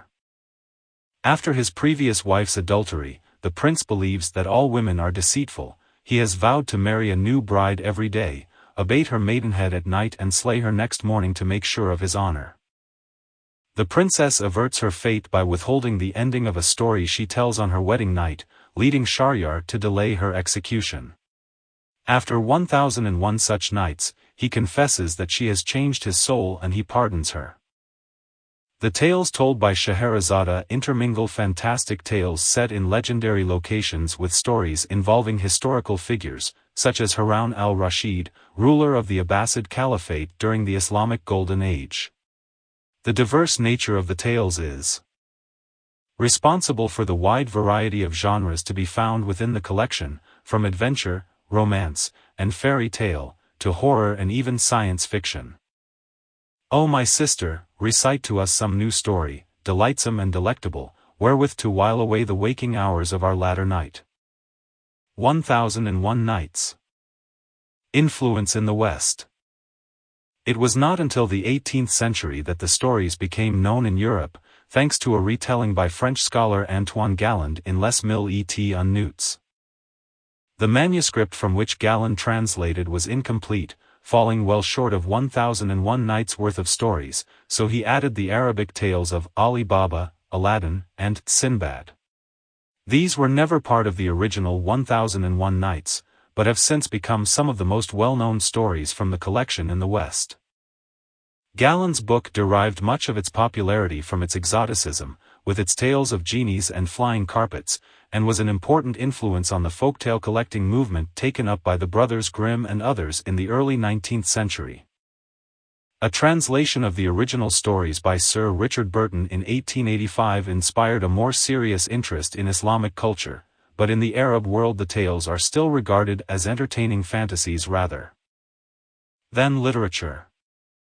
See also, Mahabharata, the Canterbury Tales, the Decameron Children's and Household Tales, Fairy Tales, Tales of the Grotesque and Arabesque, the Prophet. In context. Focus. Imperial Chinese poetry before c.4th century BCE. A collection of lyric poems, Songs of Chu, is compiled, attributed to Chu Yuan, Song Yu, and others. 2nd and 3rd century CE. Cao Cao, later the Emperor Wu of Wei, and his sons Cao Pai and Cao Ji, established the Jianan style of poetry of the later Han dynasty. After 960, 1368 during the Song and Yuan dynasties, the lyric CI style becomes more popular than the Tang formal Shi style. 1368, 1644 Ming dynasty poetry is dominated by Gao Qi, Li Dongyang, and Yuan Hongdao. 1644 Manchu rulers established the Qing dynasty, opening a period of scholarship in and publication of Tang literature. China has a tradition of poetry that can be traced back to the 11th century BCE. While some early poetry was in a lyric style, ci, in the shape of songs and love poems, a more formal style, shi, tackled reflective themes and used stricter structures.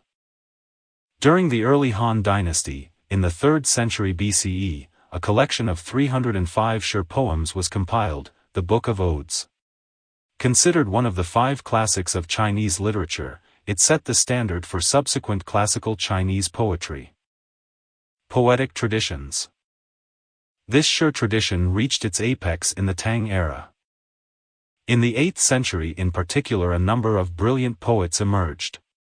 Foremost among them were Li Bai, also known as Li Pe, whose poems included nostalgic meditations on friendship, his friend Du Fu, known as the poet-historian, and the polymath Wang Wei, whose nature portraits seldom mentioned any human interference.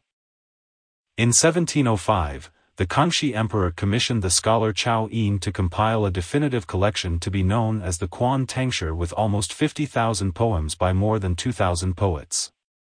A shorter anthology was compiled in around 1763 by Sun Zhu, 300 Tang poems, which, like the Book of Odes, was accorded classic status, and has remained essential reading in China to the present.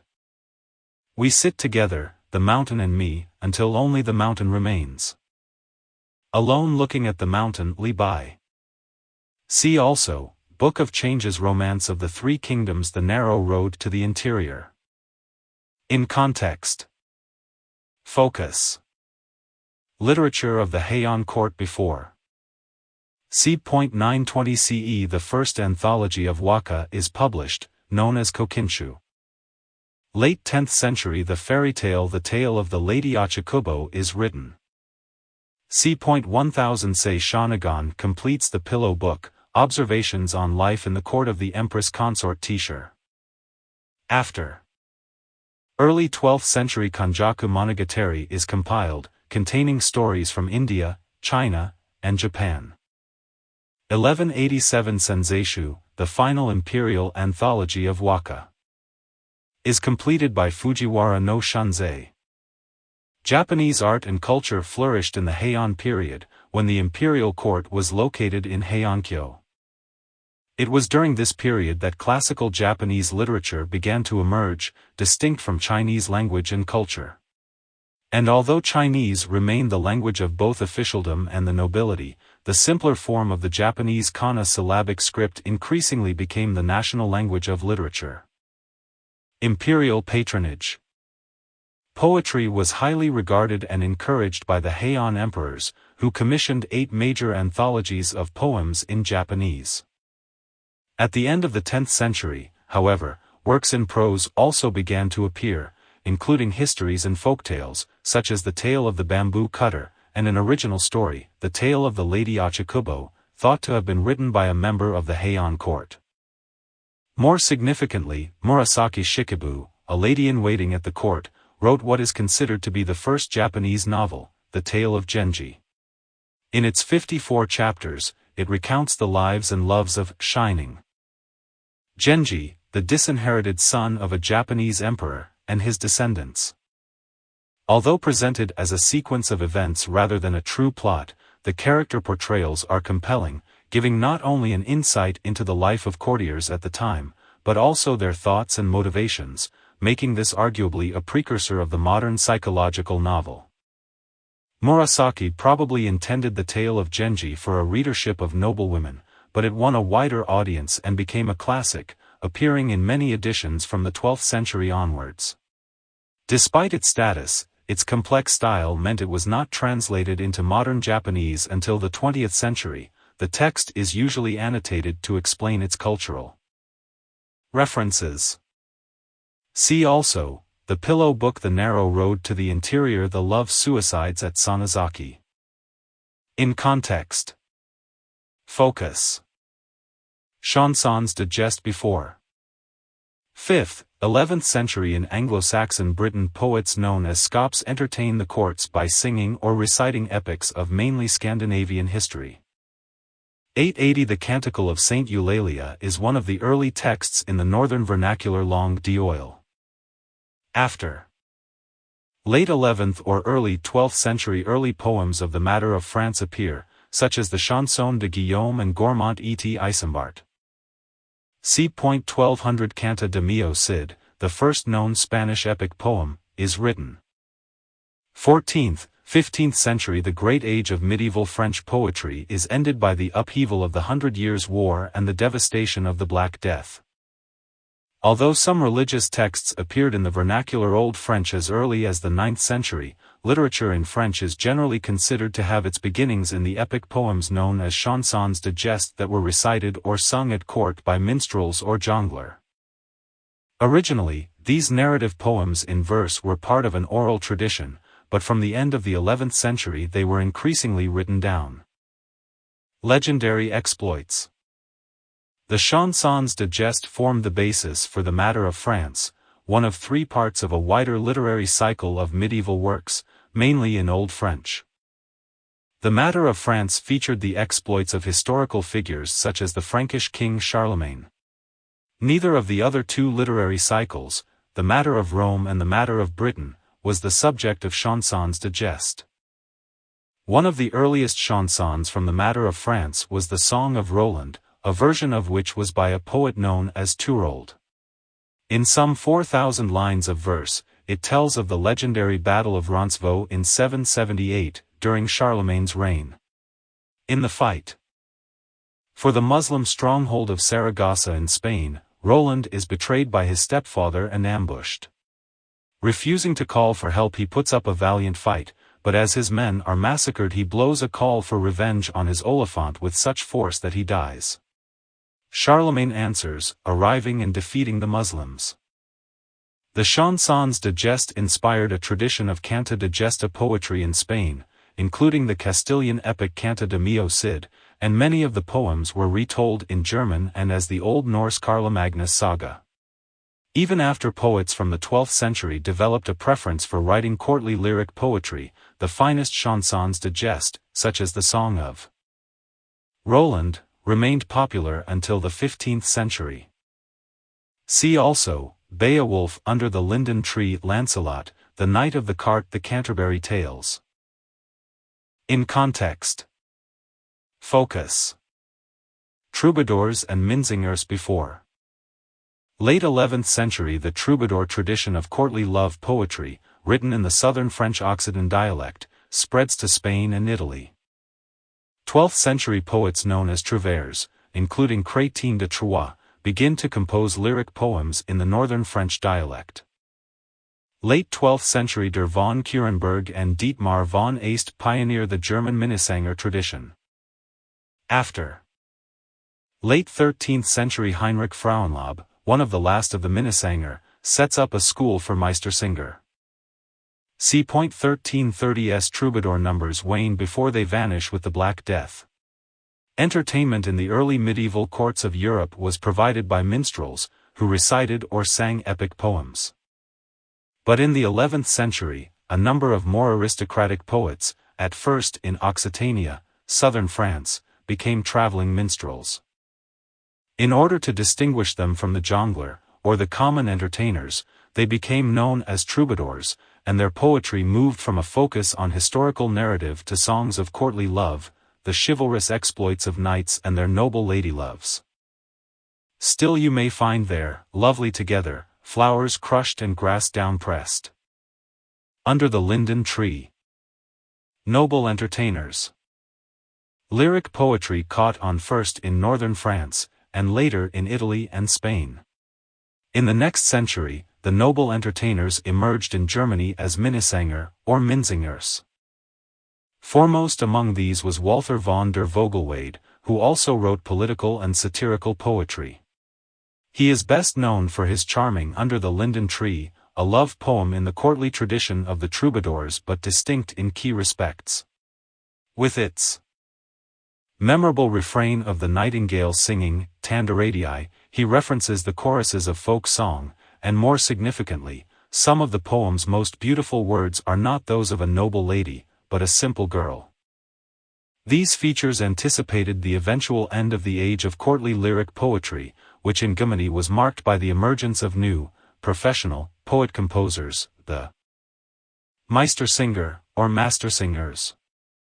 See also, the Song of Roland Lancelot, The Knight of the Cart, The Canterbury Tales. In context. Focus.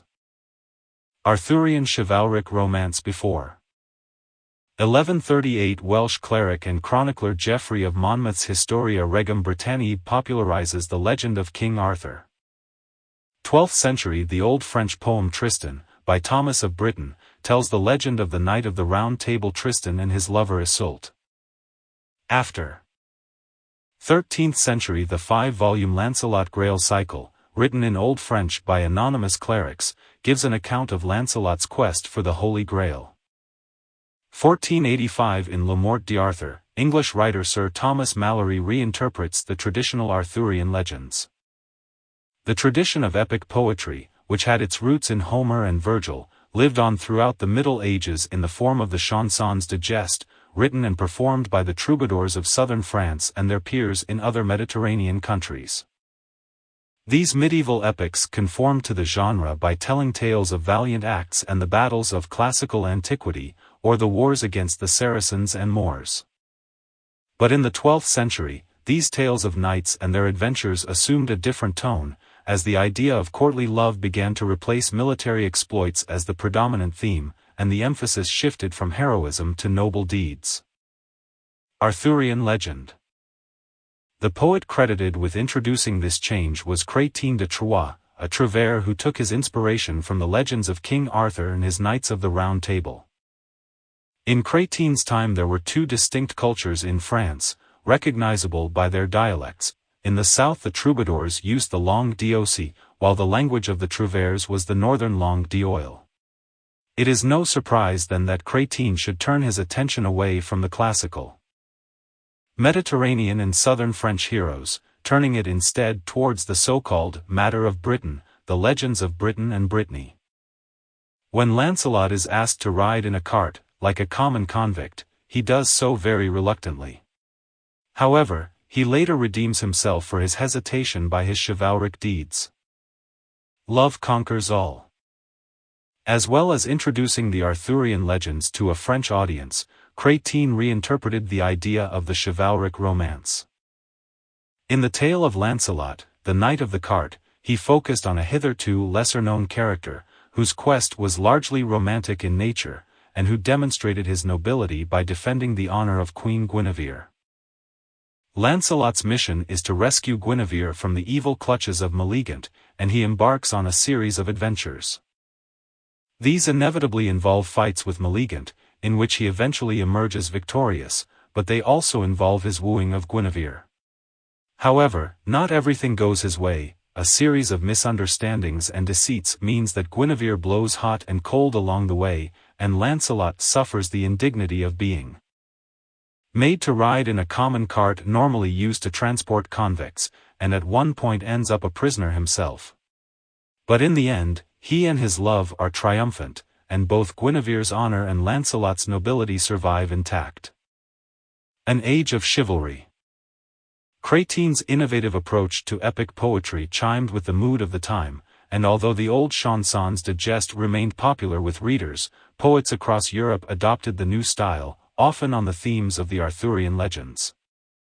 Many chose to tell the story of lovers such as Lancelot and Guinevere, or Tristan and Iseult. Others took up the story of the noble quest for the Holy Grail.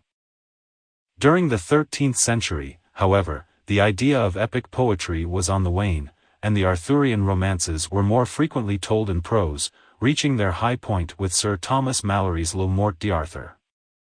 The genre of Arthurian chivalric romance fell out of favor with the arrival of the Renaissance period. The portrayal of noble knights, damsels in distress, and mannered courtly love had already become a familiar cliché by the time Miguel de Cervantes wrote his Don Quixote in 1605, although the words chivalry and romance still retain their association with that mythical medieval world. Three distinct types of epic poetry had evolved by the medieval period in Western Europe. Mainly recorded in Old French, each of these collections was distinguished by its theme or subject matter. Chrétien de Troyes. Little is known about Chrétien de Troyes, a trouvère who, in the late 12th century, served in the court of Marie of France. His adoption of the name de Troyes suggests that he may have been from Troyes, in the Champagne region of France, southeast of Paris, but may instead refer to his patron, Marie, Countess of Champagne, whose court was in Troyes. His poems, which date from the period 1160-1180, suggest that he was a minor member of the clergy. Chrétien's major works were the four romances he wrote on Arthurian stories, and he is credited with introducing into the tales the new idea of courtly love, in the affair between Lancelot and Guinevere. A fifth poem, Perceval, the story of the Grail, was unfinished when he died, in around 1190. Other key works. c. 1170 Eric and Enid c. 1176 Clyges. 1177, 81 Yvain, the Knight of the Lion. See also, The Song of Roland under the Linden Tree, Don Quixote, Sir Gawain and the Green Knight, Le Morte d'Arthur. In context. Focus the Nordic sagas. Before 12th century. The first Old Norse sagas, Konungasagar, are written in Norway and Iceland. c. 1220 Icelandic scholar Snorri Sturluson is believed to have either written or compiled the collection of myths known as the Prose Edda. Mid-late 1200s an anonymous verse collection is compiled of Scandinavian myths. It is later known as the Poetic Edda. After 13th century translations of French chansons de geste inspire a genre of Icelandic chivalric sagas. c. 1300 stories about the Sturlung family in 12th century Iceland are collected as the Sturlunga saga. Rich in heroic exploits, family feuds, love affairs, legends, and historical detail, the Nordic sagas were written between the 12th and 14th centuries. By and large their authorship is unknown. Until the 12th century, most belonged to the oral storytelling tradition, and were only written down by scribes some years later. However, unlike most medieval literature, which was recorded in Latin, the sagas were transcribed in the vernacular languages of ordinary people, in Old Norse or Old Icelandic. The sagas divide into 5 main classes: sagas of the kings, mainly about the early rulers of Norway, but including Orkney in Sweden; contemporary sagas, concerning the secular matters of Icelandic chieftains, the Fornaldsögur, which have little historical basis and relate to legendary and mythological times; chivalric romantic sagas, such as Alexander's Saga, which started as translations of French chansons de geste, and the Icelander's sagas. Written in the early 13th century, the Icelander's sagas, also known as family sagas, are heroic prose narratives that focus especially on genealogical history, and describe the various struggles and conflicts that took place. The realism, starkly beautiful writing, and vivid description of character in the family sagas mark them as the high point of classical Icelandic saga writing. Among the better known are Egil's Saga, Laxdæla Saga, Grettis Saga, and Njál's Saga. Some scholars believe that Snorri Sturluson may have written Egil's Saga, but the other authors are unknown. A tragic blood feud. Njál's Saga, or The Story of Burnt Njál, is one of the longest of the Icelander's sagas and is generally considered to be the finest. The saga is written in prose, with some verse embedded in the narrative, and recreates Icelandic life during its heroic period, describing events that occurred among the great families between the 10th and 11th centuries. Episodic and bleak, Njál's saga is essentially the account of a 50-year blood feud that touches the lives of a wide range of complex and vividly drawn characters. Much of the narrative focuses on the two heroes, Njál, a wise, prudent lawyer, and his friend Gunnar, a powerful but reluctant warrior. Both are peaceful men, but the demands of honor and kinship ties draw them and their families into bloodthirsty feuds with tragic consequences.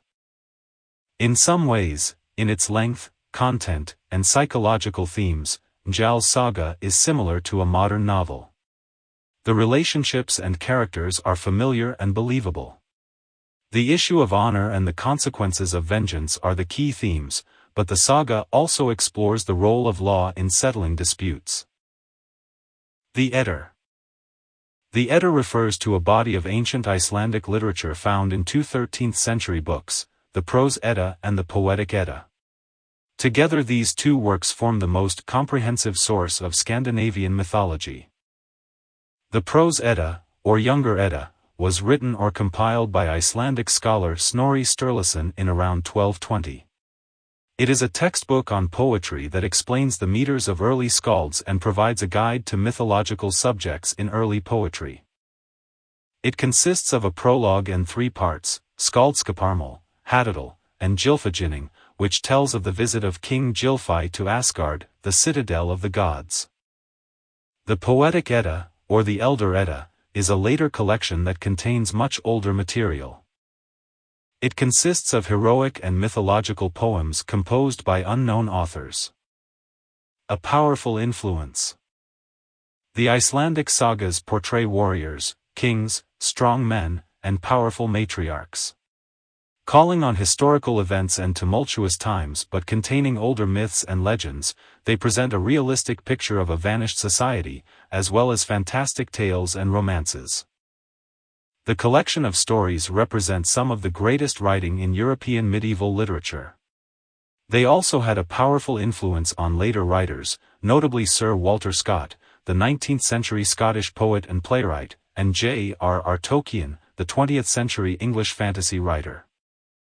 Never break the peace which good men and true make between thee and others. Njál's saga. See also, Iliad Beowulf, the Song of Roland Lancelot, the Knight of the Cart Canta de Mio Cid Ivanhoe Kalevala, the Lord of the Rings. Further reading. Egyptian Book of the Dead. Illustrated and written on papyrus, the Egyptian Book of the Dead is a compilation of around 200 chapters of magic spells and formulas that were written by various authors for use in the afterlife. Scribes made copies, which were buried with the mummy and believed to be read by the deceased on their journey to the underworld, as a source of protection and a guide through the hazards that lay ahead. A famous example is the Papyrus of Ani, now in the British Museum, London. Odyssey. Homer. An epic ancient Greek poem in 24 books, composed for oral performance, the Odyssey is traditionally attributed to Homer.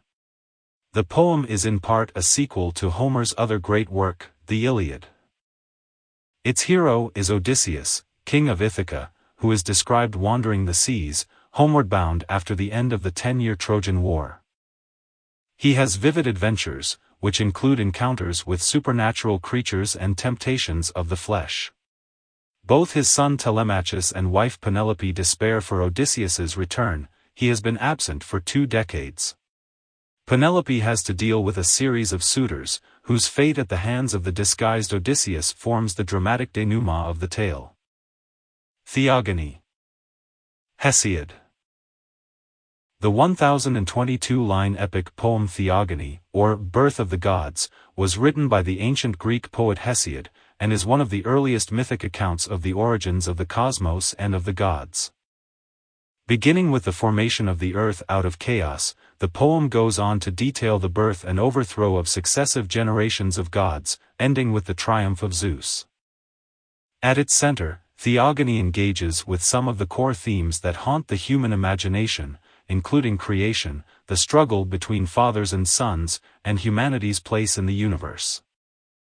Tao Te Ching. Laozi. Traditionally attributed to the legendary Chinese sage Laozi, the Tao Te Ching, the main sacred text of Taoism, is a compilation of 81 verse chapters giving enigmatic advice on how to live harmoniously by following the Tao. Its compelling, mysterious, poetic aphorisms, such as, "do nothing, and there is nothing that will not be done," illustrate the practice of wu-wei, or non-action. Orestia. Aeschylus. Written by Aeschylus, the first of the great dramatists of classical Athens, the Orestia is a trilogy telling the tragic story of the house of Atreus. The first play portrays the return of King Agamemnon from war and the plot upon his life by his unfaithful spouse, Clytemnestra. The second play deals with revenge by the king's daughter Electra and his son Orestes, the third concerns its consequences. The cycle of bloodshed is finally supplanted by the rule of law, under the influence of the goddess Athena. Aeschylus. The 7 complete tragedies that remain to us of the work of Aeschylus, who is estimated to have written between 70 and 90 plays, attest to his mastery of the genre. Thought to have been born in Eleusis near Athens in 525 or 524 BCE, he lived in the early period of the Athenian democracy, and played a part in the fight against the invading Persians, specifically at the Battle of Marathon. As well as tragedies he wrote satyr plays, in a light, burlesque style. Both genres were presented in competitions at the foremost dramatical contest in Athens, the annual festival of Dionysus, and Aeschylus was a regular winner. One exceptional year he lost to the younger tragedian, Sophocles. He died at Gela in Sicily in 456 or 455 BCE. Key works.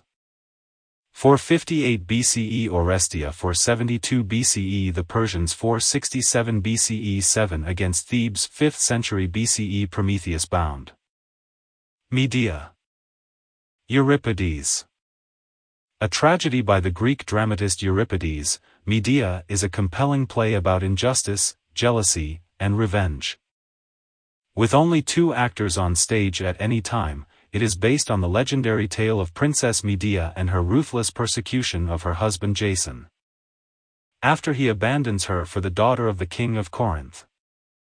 Despite Medea's cruelty, and in particular her savage treatment of her own children with Jason, Euripides nevertheless elicits the audience's sympathy for her. Wasps. Aristophanes. One of the world's great comedies, by Greek dramatist Aristophanes, Wasps satirizes the legal system in ancient Athens by demonstrating how it could be exploited by a corrupt demagogue. The play's action centers around an ill-tempered old man who is addicted to serving on juries. The play is a classic of the old comedy, which is characterized by the use of a chorus, scathing inventive, ribald humor, outspoken social criticism, and elements of fantasy. The play takes its title from the chorus, a swarm of jurors. No, I know no more how to acquit than to play the lyre. Wasps. Aristophanes. Ramayana. Valmiki. One of the great works of Indian literature and rivaling even the Mahabharata, the Ramayana is a Sanskrit epic of 24,000 couplets in 7 books.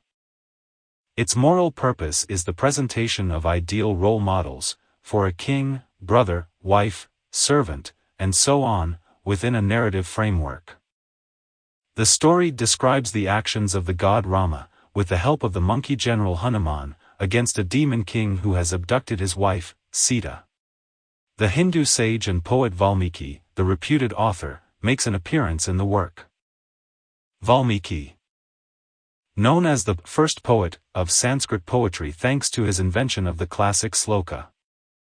Verse form, Valmiki was a sage who, according to Hindu belief, lived in India at some point between the 6th and the 1st century BCE.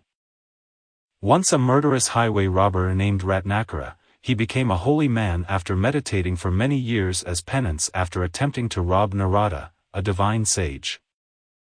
During his meditation, an ant-hill grew up around him, from which he gained his name, Valmiki.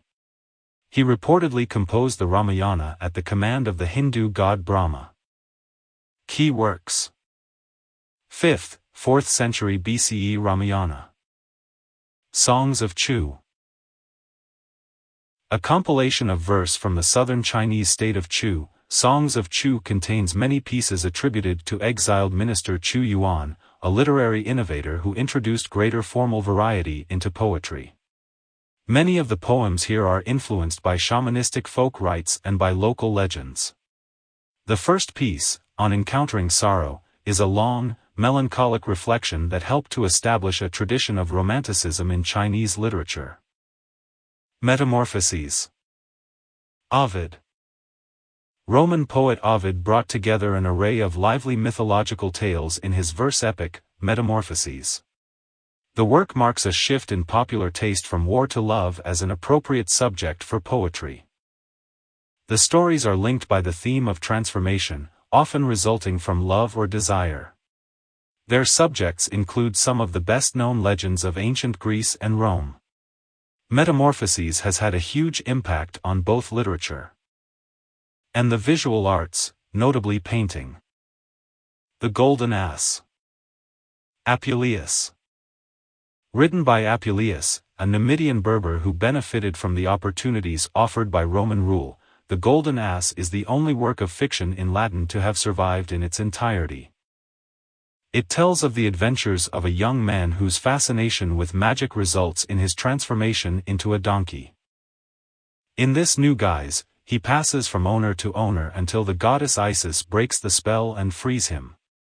The tale's principal ingredients include satire, slapstick, bawdiness, allegory, moral reflection, and, above all, humor. The idea of the transformation of humans into animals has remained a major theme in world literature. Hildebrandslied. An anonymous work in Old High German verse, the Hildebrandslied was found on the fly-leaves of a theological codex, and copied by scribes between 830 and 840 CE. Only 68 lines have survived. The alliterative poem is likely to have been no more than 100 lines originally. The subject is an occasion when the warrior Hildebrand comes face to face with his son in combat and seeks to hide who he is, while ensuring the youth is not harmed. Digenis Akritas. The Byzantine epic hero Basil, known by his epithet Digenis Akritas, is the protagonist of the most famous of the so-called acritic folk ballads, which were celebrated in vernacular Greek. Digenis Akritas is also the name of an anonymous, blank verse epic that describes Basil's lineage, boyhood, and heroic later life. The son of a Saracen emir who converted to Christianity, Basil shows great strength and courage and valiantly defends the Byzantine Empire from its enemies. The epic was further developed between the 12th and 17th centuries. The Pillow Book. Sei Shonagon. In the Japanese tradition, a pillow book was a collection of personal musings supposedly written in the bedroom. The best-known example is that of Sei Shonagon, a lady of the Heian-kyo court. The entries, which were arranged thematically rather than in chronological order by scribes for circulation among the Japanese court, offer observations on people and nature, ranging from caustic wit to appreciation of the finer things in life. The reader gains glimpses into the minutiae of court life, such as flutes, disobedient dogs, and ladies betting on how long it would take a mound of snow to melt. Sei Shonagon.